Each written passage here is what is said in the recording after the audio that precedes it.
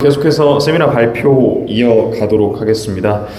이승태 대표 변호사님이 또 다음 발표 주제 준비를 했습니다. 그럼 큰 박수 부탁드리겠습니다. 네, 안녕하세요. 저 법무법인 도시화 사람의 이승태 변호사입니다. 지금 사실 시간이 점점 가고 있고 4시 벌써 15분이 넘어가고 있어서 빨리빨리 진행해 드리는 게 여러분들한테 도움이 될 것 같기도 하고요. 근데 사실 오늘 지금 소음, 분진, 일조권 얘기하고 있는데 일반적으로 보통 이제 우리 환경 세미나 하게 되면 많이 다루지는 않는 거죠. 사실 이게 건설하고 관련된 건설 환경에 가까운 것들인데 어떻게 보면 지금 아까도 환경분쟁조정위원회에서 발표하실 때 통계 보면 2005년도 86%가 소음이라는 거거든요. 그 다음에 1조가 8%라는 겁니다. 그리고 나서 비산먼지까지 하면 거의 90%가 넘는데도 불구하고 우리는 일반적으로 저희 법무법인에서 또 변호사를 뽑을 때도 환경 일을 하고 싶다고 오는 변호사들이 있어요. 그렇게 되면 보통 어떤 환경을 얘기하냐면 수질 오염, 대기 오염, 그다음에 오폐수 흘러내리고 거기서 에린 브로코비치처럼 여자 변호사가 놀고 있다가 갑자기 어느 날 그 현장을 목격하고 분기 차가지고 밤새 일을 하면서 그 소송에서 끌어내가지고 뭔가 드라마틱한 걸 얘기하는데 실제로는 우리는 소음 분진, 그 다음에 일종 조망 이런 침해 때문에 거의 못 살겠다는 얘기를 한다. 그리고 변호사들은 또 일조 소음 이런 거 하라 그러면 이거 재미도 없는 환경사건, 그리고 뭔가 피곤하고 따분하고 그리고 민원만 있는 사건이라고 생각을 하는 경우가 많은데 실제로 벌써 우리나라 국민들은 75%가 기본적으로 지금 아파트에 살잖아요. 그러다 보니까 이 아파트로 인한 분쟁이 보통이 아닙니다. 그 다음에 여러분들 그거 아세요? 일조권은 과연 일조권의 본질이 뭐냐? 여러분들이 일조권의 본질을 첫 번째는 인격권, 두 번째는 환경권, 세 번째는 소유권 어디로부터 나온다고 생각을 하시나요? 대법원에서 이거 가지고 엄청나게 다툼이 많았죠. 그래서 학설은 1번 환경건설, 인격건설, 소유건설 아니면 절충설 이런 것들이 있는데 기본적으로 일조권은 대법원은요 소유권으로부터 나온다라고 얘기를 합니다. 그렇기 때문에 소유건설이 기본적인 거예요. 그래서 일조권 침해가 생기면 제일 먼저 어떤 얘기를 하시냐면 집값 떨어졌다. 조망권 침해가 생기면 집값 떨어졌다. 그렇기 때문에 여러분들 이 소음이라고 하는 거 위자료를 지급하잖아요. 아까 우리 주무관님 말씀하신 것처럼 보면 그래 소음 피해가 나면 나 스트레스 받았으니까 돈 물어줘야지 라고 할 때 기본적으로 위자료를 주는데 이 일조권 사건의 경우에는 소유권으로부터 나온다고 생각하고 모든 국민들이 그렇게 생각해. 집값 떨어졌다고 하지 내 디오게네스처럼 나 비켜라, 내가 알렉산더가 내 햇빛을 달라 이렇게 얘기하는 사람 거의 없다는 거예요. 디오게네스가 아니죠. 디오게네스가 맞나?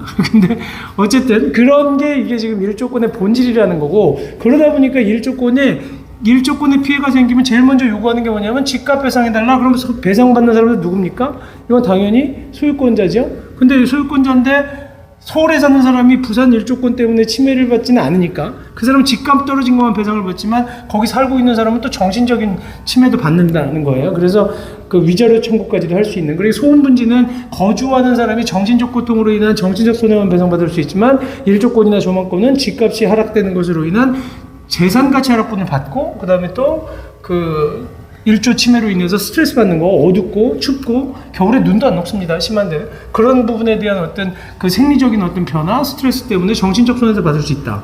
근데 그러면 일조권 침해가 있으면 기본적으로 일조권 침해가 있으면 돈만 받을 수 있는 거냐?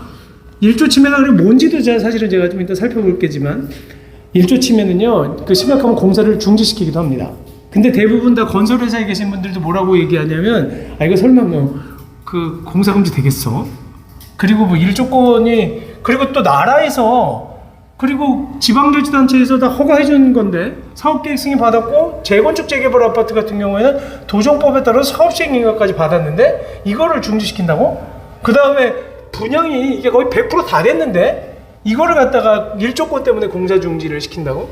이렇게 생각하시는 분들이 많아요. 근데 공사 중지가 됩니다. 그리고 실질적으로 이번에 이거 2025년도 5월 15일 날 이거 제가 직접 소송했던 건데 남부지방법원에서 고척동에 있던 아파트가 공사 중지가 됐어요. 근데 이 사람들 이거 공사 중지되고 그 다음 날 분양을 계속 하더라고요. 그러니까 SBS 뉴스에서 맞았죠. 이거 공사 금지 됐는데 고지도 안 하고 분양한다. 짓지도 못할 것 같은데 이런 일들이 벌어진다는 거예요. 근데 소음분진하고요, 일조권은 사실은 주체도 다르고 물어주는 사람도 다르고 돈 받는 사람도 달라요. 아까 제가 얘기 드린 것처럼 그 돈 받는 사람, 배상받는 사람이 누구라 그랬어요? 그 소유권에서 입각한 소유자가 기본적인 건데 소음분진은 거주자다. 근데 물어주는 사람도 누구냐면 그 소음분진은 공사하는 사람, 현대, 대우, 포스코 이런 데가 물어주는 거고, 일조권은 설계한 사람이 누구예요? 시행자라고도 하기도 하고 건축주라고도 하기도 하고 조합이 될 수도 있는 겁니다. 그러니까 조합이 책임을 지는 거예요. 그 다음에 시행자가 책임을 지는 거기 때문에 다르다. 그런데 이걸 갖다가 공사 중지시키냐, 이거는 무려 21층을 저 밑에 보시면 한계동을 갖다가 21층을 7개 층까지 낮춘 거거든요. 그래서 쭉 제가 보면 이거는 23년도, 이거는 재건축 아파트인데 뭐 이 인용 사례들은 제가 쭉쭉쭉 그냥 보기만 하고 넘어갈 건데요. 뭐냐면 이거는 복합 일조침이에요. 건물이 한 건물이 일조침을 주는 게 아니라 두 개의 건물이, 여기가 이게 대구에 있는 우방 1차 재건축 조합과 2차 재건축 조합이 올라가고 있는데 그 앞에 있는 청구 아파트가 양쪽에서 올라가는데 시기는 달라요. 1차는 먼저 올라가고 6개월 뒤에 2차가 올라가는데 이게 어느 놈이 나를 때리는 건지 알 수가 없어요. 양쪽 다 이게 일조 침해가 복합적으로 생기고 일용이 겹치다 보니까 양쪽을 다 상대로 소송을 제기했는데, 주된 일조 침해는 그 1차 쪽에서 생긴다라고 해서 1차를 공사를 중지를 시켰거든요. 근데 배상은 누가 해줬냐? 양쪽에서 같이 묶어서 해줬어요. 근데 이게 배상 금액이 사실은 일조 사건, 제가 여태까지 제가 변호사인 25년 정도 하면서 일조 사건을 제가 한 600건가량을 했습니다.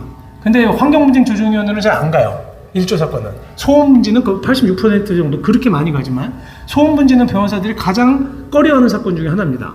저희도 환경분쟁 조정위원회를 많이 가지만 정말로 안 해요. 환경분쟁 소음 사건은 안 하려고 하는 거 가는 겁니다. 왜냐하면 여러분들 소음은요, 누구네 집이 제일 시끄러운 줄 아세요? 이격거리? 그런 거 중요하지 않아요. 자기 집이 제일 시끄러워요.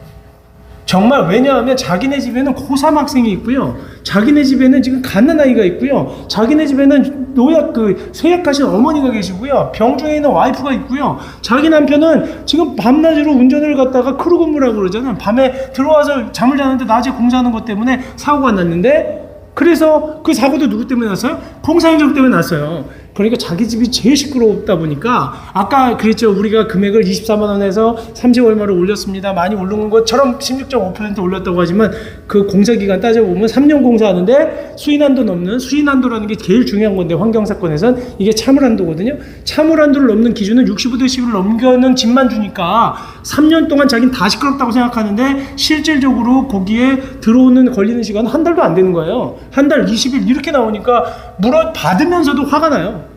이건 말도 안 된다라고 얘기를 하기 때문에 그 사건을 만약에 정말로 잘해주는 거죠. 환경분쟁조정위원회에서 90%가 더 종결로 끝나니까. 근데 환경분쟁조정위원회에 가니까 그나마 종결되지만 변호사 사무실에서 그걸 제가 해보겠다라고 해서 핸들링하는 순간, 소송 가는 순간 난리가 납니다. 이미 지나간 소리를 어떻게 분석하겠어요. 다 역분석해야 되는데, 역분석해 오다 보면 그게 맞는지부터 시작해서 역시뮬레이션을 하는데, 환조위에서는 기본적으로 전문가들이 해주지만 실질적으로 그 소송으로 갈 때는 우리 돈 내고 다 감정해야 되는데, 그 100세대만 한다고 해도 2천만 원 나오는 거예요. 근데 배상받는 건 가구당 100만 원. 그러면 이건 변호사가 엄청 먹는 거죠. 그 다음에 윗집은 받고 밑에 집은 못 받아요. 수인한도 때문에. 그 기준에 딱 걸려서. 그러면 그 윗집에서 가만히 두겠어요? 저 못 살게 굴어서 우리 변호사 다 도망가야 돼요. 그래서 환경사건 중에서 소음사건은 가장 안 하려고 하는 사건인데, 일조 사건도 마찬가지로 힘이 들긴 하지만 일조권 사건은 그나마 이거는 뭐라 그럴까, 단위가 커지죠. 그러니까 일조 사건은 그래서 환조위로 안 갑니다. 여러분들 여기 건설회사에서 오신 분들이 있으면 거꾸로 그럼 환조위로, 일조 사건은 소송 가는 것보다 환조위가 낫죠. 환조위는 기준이 다릅니다. 배상액을 산정하는 기준이 일조 침해보다는 완전히 반 정도, 2분의 1 정도 떨어진 금액으로 가기도 하고 공사 중지를 시키지 않기 때문에 일조 사건은 또 접근 방법이 좀 다르기도 해요.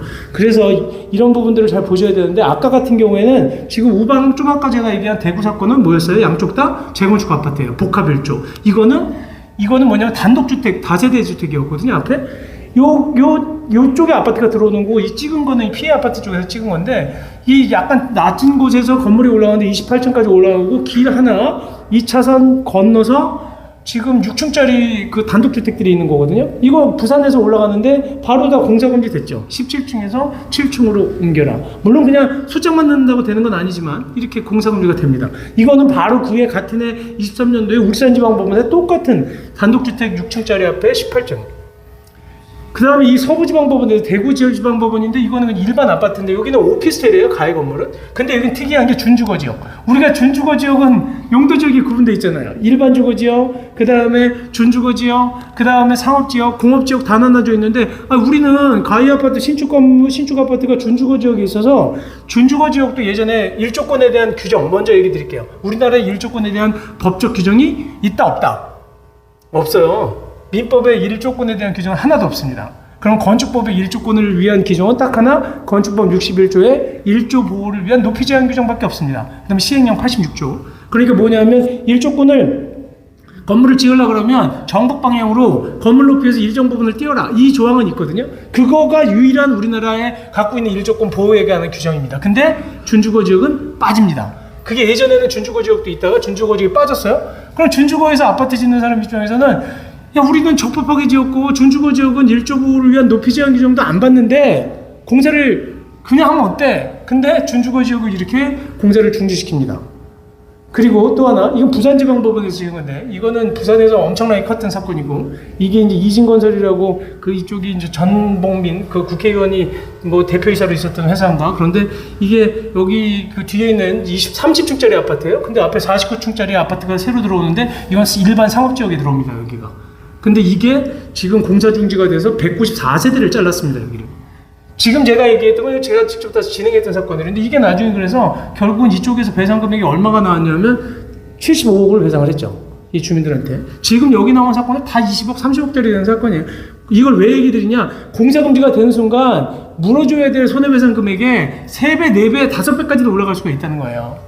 그리고 이거는 예외가 없다. 지금 제가 얘기 드린 것처럼 복합일주 침해든 준주거 지역이든 상업지역이든 다 그렇게 들어간다는 거. 이거는 인천도시공사에서 지은 겁니다. 이것도 2020년도에 제가 받았던 건데 여기에 보면 이 아파트 앞에 48층짜리가 들어오는데 이게 뉴스테이. 그러니까 뉴스테이 영구 임대주택 같은 것들 있잖아요. 이거를 어디서 짓느냐? 인천도시공사에서 짓는 거예요. 인천도시공사 직원들이 뭐라고 생각했겠어요? 야, 이게 도시공사에서 공공성, 이게 뉴스테이인데 여기를 갖다가 일조권 좀 가릴 수도 있지. 우리 국민들이 다 먹고 살아야 되고 소시민들이 살아야 되는데 이걸 갖다가 공사금지 말도 안 되는 얘기를 하고 있네. 그런데 이거 공사금지가 돼서 도시공사 직원들이 저희 사무실뿐만 아니라 이 대표들 집 앞에 매일 와가지고 좀 만나자고 하던 사건입니다. 이게 근데 솔직한 얘기로 48층 서울에서도 드물어요. 근데 이게 아무리 공공성이라고 한다고 하더라도 여기 앞에다가 지금 이 앞에는 좀 층이 더 작습니다. 이 앞에다가 지금 100층, 120m가 넘는 아파트를 짓는다는 게 말이 되느냐. 옛날에 여러분들 연세 드신 분들은 아시지만 요즘 극장 너무 잘 돼 있어가지고 어디 나가도 다 보이지만 극장 옛날에 똑같은 편하고 들어갔는데 그 머리 큰 사람, 그 다음에 허리도 안 굽혀지고 쫙 서 있으면 뒷사람은 영화 하나도 못 보고 앞사람 머리만 보고 나오면 그게 공평한 거냐? 그리고 또 한편으로는 아니 그러면 뒷사람 네가 키 작은 사람 있으면 앞에는 너보다 작은 사람밖에 못 왔는데 과연 일조권이라고 하는 게 어디까지 이거를 갖다가 균형적으로 봐야 되느냐의 문제잖아요. 사실 여러분들 일조는 그나마 보호가 되는데 조망은 지금 보호도 안 해요. 대부분이 보호를 안 해주는데 조망은 어떤 분들은 그럽니다. 저희 집에 한강 아파트가 있는데 시장에서 거리가 되는 거는 한강 쫙 보여요. 그게 얼마 차이 나느냐? 10억 차이 난다는 거예요. 그래서 제가 자기가 일조 조망침해가 생긴다 그래서 저를 방으로 오래요. 들어갔어요. 저 딱 들어가 거실에 들어가서 어디요? 그랬더니 일로 오래요. 그래 어디요? 그랬더니 갔더니 한참 그 거실 창 오른쪽으로 끌고 가더니 보이죠 한강이. 끄트머리 요만큼 보이는데 거실 창 가운데서 안 보여요.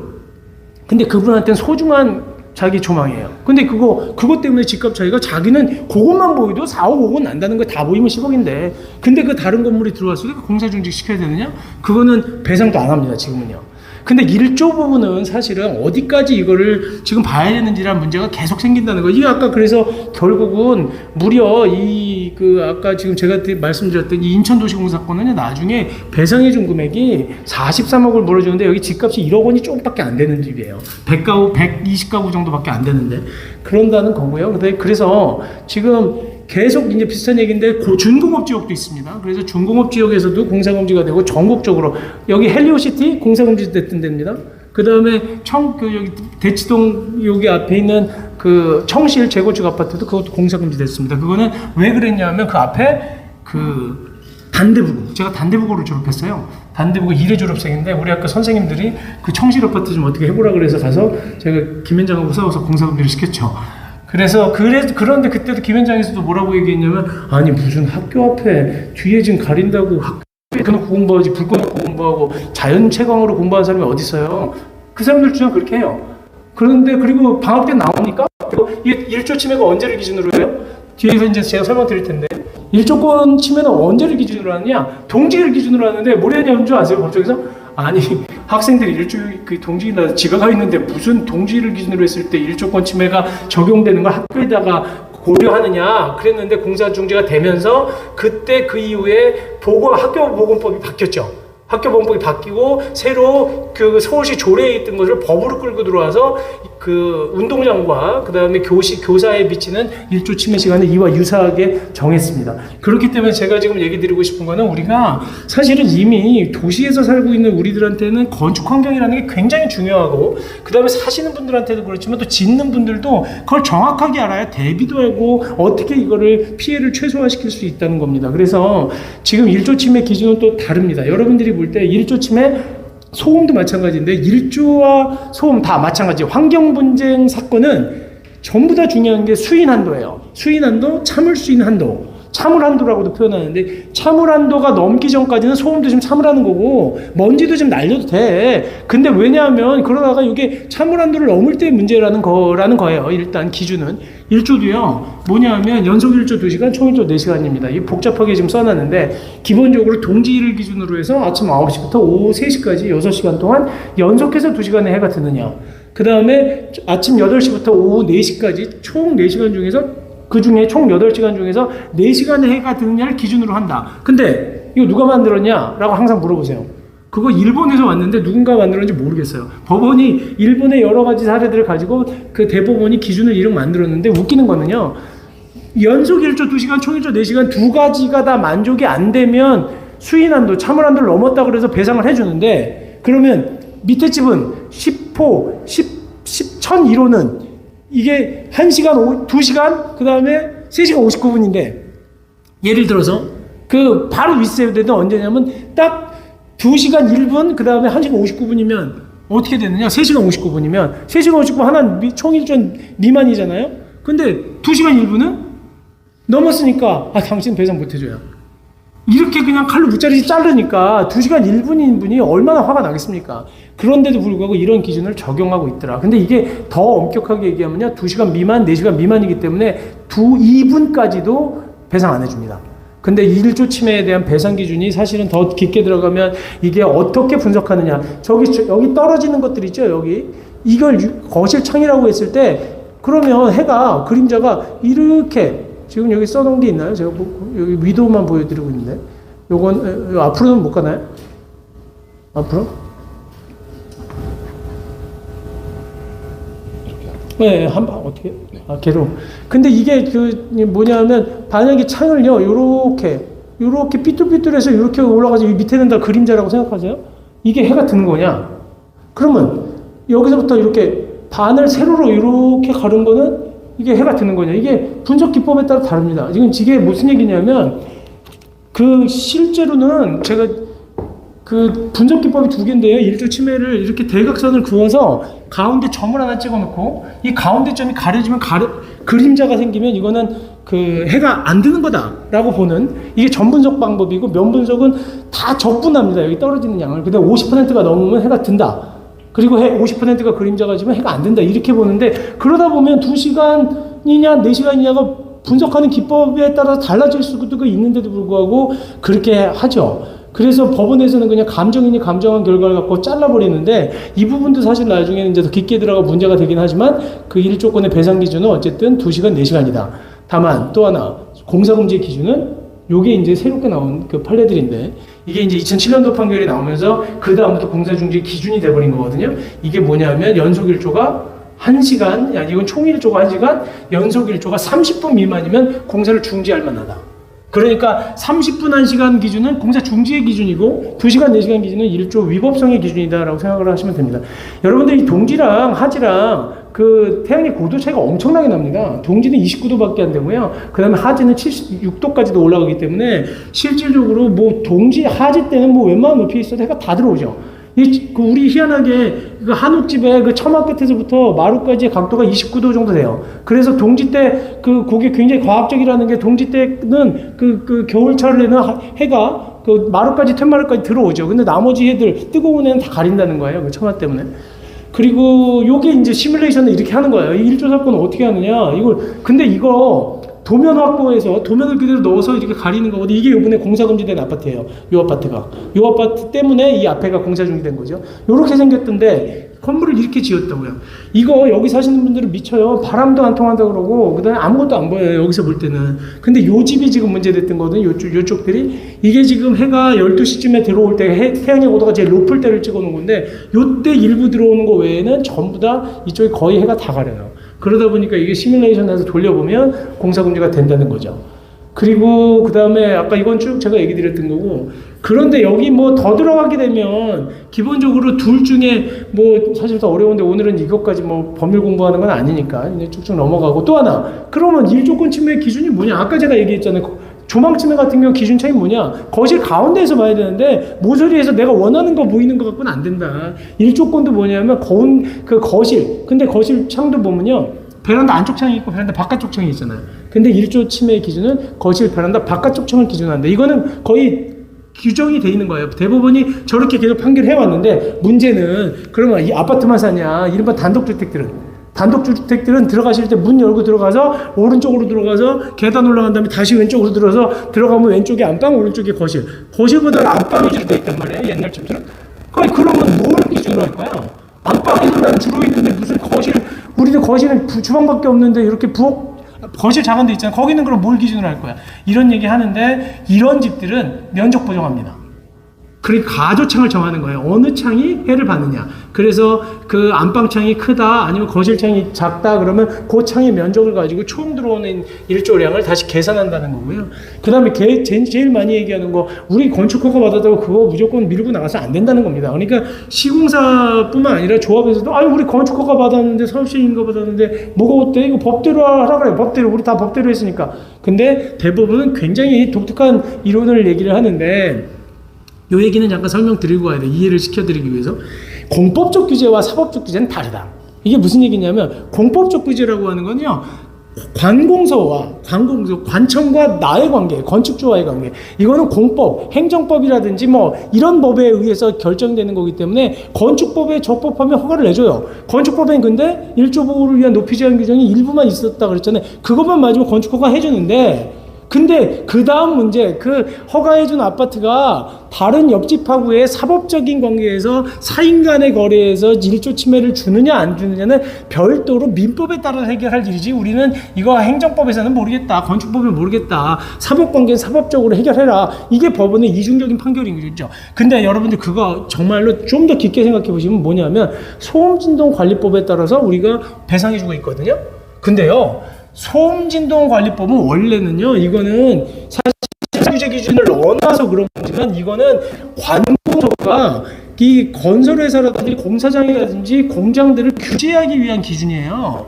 그래서 규제하기 위한 기준이기 때문에 당신 이거 비산먼지 억제해, 소음 억제해, 그 다음에 뭐 특정 장비 같은 거 사전 신고해라고 해서 규제하기 위한 기준이고, 일정 데시벨을 넘는 공사를 하게 될 때는 거기에다 과태료 부과하겠다, 이렇게 규제하기 위한 기준인데, 이거를 왜 이 기준을 가지고 전부 적용해가지고 소음 문제에 대한 배상을 기준으로 삼고, 그 다음에 또 손해배상의 기준으로 삼느냐? 그건 원칙적으로 법률적으로는 100% 기준으로 따르면 안 됩니다.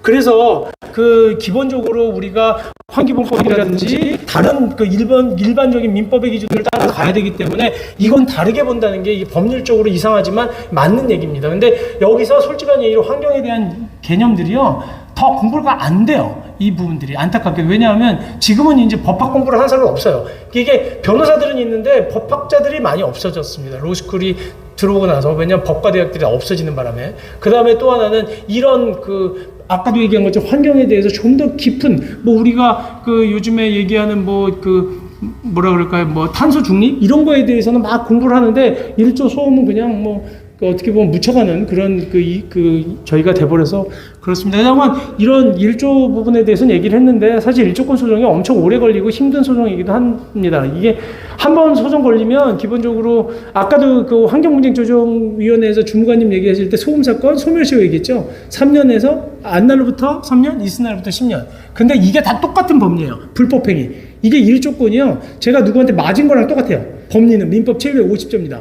그러니까 공사가 건물이 올라가는 날 맞는 거예요. 건물이 올라가는 날 내가 그 사람한테 맞았기 때문에 그로 인한 그때 맞은 소유자가 손해배상 청구하는 거고 같은 이론으로 3년, 10년이 걸리는데 그럼 어떻게 해야 되느냐? 우리 만약에 건설회사라든지 시행사 입장에서는 그럼 1조 아무도 나 허가 다 받고 돈 다 준비해서 분양도 하고 있다가 공사금지 턱턱대 버리면 도대체 어떻게 집지을 하는 거냐? 그럼 한국에서 그러면 이 도심에 지금 1000만 이상이 몰려 살고 있는데 그럼 다 공사 중지시키면 그럼 난 집도 못 짓냐? 네가 먼저 점유하고 있다고 해서 그게 다 네 거냐 이런 얘기 나오거든요.